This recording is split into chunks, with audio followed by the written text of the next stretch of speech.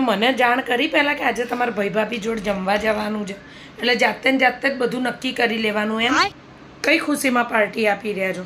Promotion આવ્યું એની એમ?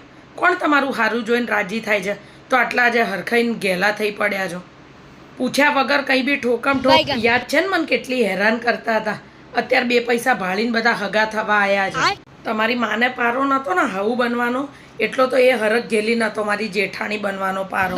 બધા નિયમો એના બનાવેલા હતા, માજીના બનાવેલા નહીં. પોતે પહેલી પૈણીને આવી હતી ને એટલે સિક્કો મારી દીધો તો ઘરમાં બધી જ વસ્તુ ઉપર. લોકોને એવું લાગે દેરાણીઓના જ બધે વાંક હોય, દેરાણીઓ જ જબરી હોય અને દિયર તો બગલો થઈને વાહે ફરતો હોય. કંઈ એવું નથી હોતું. ખબર છે ને આપણને કઈ રીતે બાજીને ઘરમાંથી કાઢ્યા છે? આ બધું ભૂલી ના જવાનું હોય. શું ભૂલી જવાનું? શું કામ ભૂલી જઈએ?